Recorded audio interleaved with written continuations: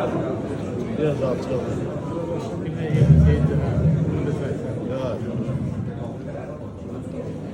Değerli oğullar, hürmetli qonaqlar, mən bugünkü günü təşrif buyurub bu məclisə gəldiyinizə görə hər birinizi salamlayıram və hər birinizə öz təşəkkürümü bildirirəm.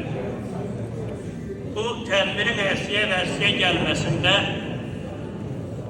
zərrə qədər əmək keçən, kiçikdən böyüyə hər bir insana Kəpənəkçi Xeyriyyə Cəmiyyətinin sədri Azər Göyüşov başda olmaqla Kəpənəkçi Xeyriyyə Cəmiyyətinin idarə heyətinin, Ağsaqqallar Şurasının üzvlərinə və eləcə də digər bütün üzvlərə özlərin hörmətimi, ehtiramımı bildirirəm. Bugün adi bir gün deyil. Bugün hər bir kəsin yaddaşında həkk olunacaq, iz salacaq, xatirəsində iz salacaq tarixi bir gündür. Mən bu günün təşkilatçılarını bir daha almışlayıram və onlara eşq olsun deyirəm. Şairlə dostluq eləmək, şairlə həmsöhbət olmaq, şairlə yol getmək hər bir insan üçün şərəfdir. Və belə bir məclisdə şair haqqında söz demək böyük məsuliyyət tələb edirsə, bu mənim üçün qürur verici bir haldır. Bugünkü gün bu tədbirdə sizə qoşulduğum üçün özüm şərəf duyuram və qürurlanıram. Bir daha məni dəvət elədiyiniz üçün çox sağ olun. Mən Zəlimxan haqqında çox böyük xatirələrim var. Mən uzun danışmayacağım, bunları qısa edəcəm.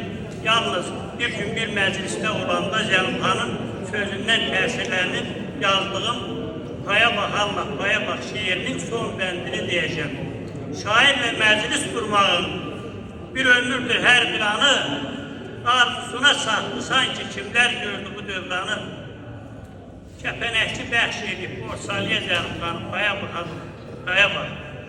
Kəpənəkçi nəinki Zəlimxanı, Kəpənəkçiyə vur Tanrı, nəinki Kəpənəkçiyə, nəinki Borsaliyyə, nəinki doğma Azərbaycanımıza, eləcə də bütün Türk dünyasına bəxş elədi. Kəpənəkçi elinin dəyərli oğlu, vergili oğlu Şair Zəlimxan öz salal zəhməti ilə, alın təri ilə Azərbaycan poeziyasının ən yüksək zirvəsinə qalxdı.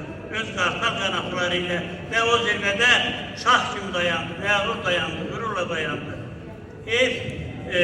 Zamanın hökmünə, Allahın hökmünə elə oldu ki, şairimiz xəstələndi və bütün söz adamlarını, sənət adamlarını məyus etdiyi kimi mənim də ruhumu sarsıtdı və hayf-rədici bir şeir yazdı. Gəlişinlə yeri göy titrətdin, gedişinlə sinələri göynətdin, çoxlarına qələm tutmaq öyrətdin, indi titrək qalan əlinə hayf. Xoş ötüşən ayı ilin var idi, sinəngdə gur coşqun selin var idi, bülbül kimi ötən dilin var idi, indi söz dolaşan dilinə hayır.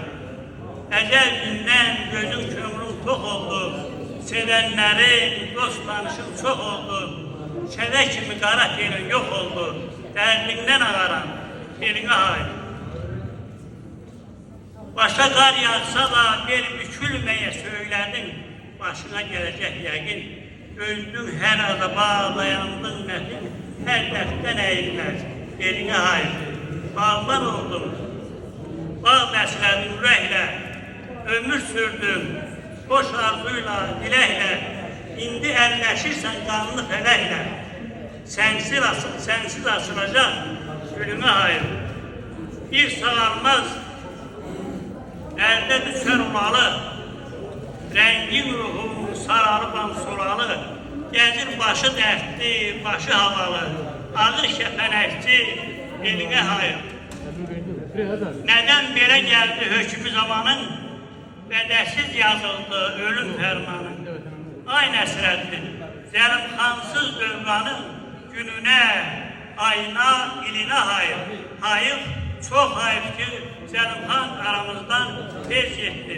Zəlimxan aramızdan tez getməklə həyatda qoyduğu iziyle əbədiyyətə qovuşdu, ölməzliyə qovuşdu.